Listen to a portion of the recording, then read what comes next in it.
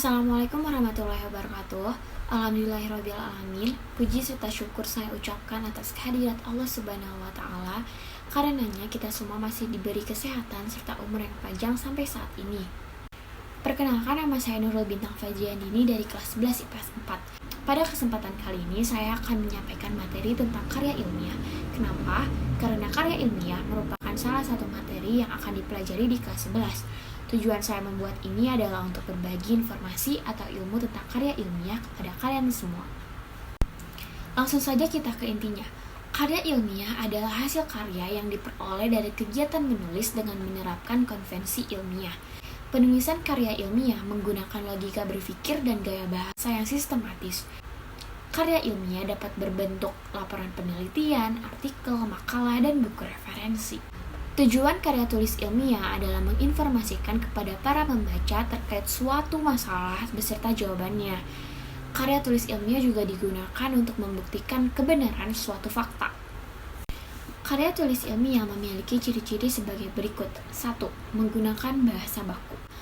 Penulisan karya tulis ilmiah tidak menggunakan bahasa sehari-hari, tetapi menggunakan bahasa baku. Baik penulisan kata, tata kalimat, penulisan kutipan, hingga daftar pustaka mengikuti kaidah yang berlaku.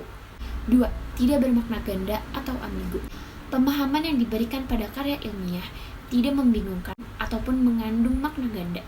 Hal tersebut sangat penting agar pembaca dapat langsung menangkap maksud atau tujuan penulis.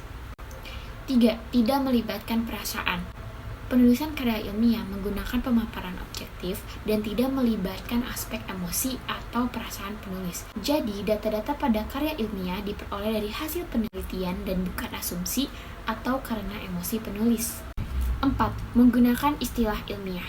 Karya ilmiah ditulis menggunakan kaidah keilmuan serta istilah akademik yang relevan dengan bidang penulis. Penggunaan istilah yang tepat secara tidak langsung juga menunjukkan bahwa penulis memiliki kemampuan untuk membahas bidang tersebut. 5. Berkesinambungan. Penulisan karya ilmiah dan pembahasan materi di dalamnya harus berkesinambungan antara satu bagian dengan bagian yang lainnya. Sangat penting untuk membuat karya ilmiah dengan alur logika yang saling terkait. Macam-macam karya tulis ilmiah antara lain. 1. Laporan penelitian. Laporan penelitian adalah karya ilmiah hasil penelitian, percobaan, pengamatan, atau wawancara. Laporan penelitian biasanya dibuat setelah seseorang melakukan kegiatan yang sudah disebutkan sebagai bentuk laporan hasil. 2. Makalah. Makalah adalah karya ilmiah tentang masalah dengan penyelesaian berdasarkan berbagai macam daya di lapangan. Makalah membahas suatu topik tertentu dengan data yang bersifat empiris dan objektif. 3. Artikel.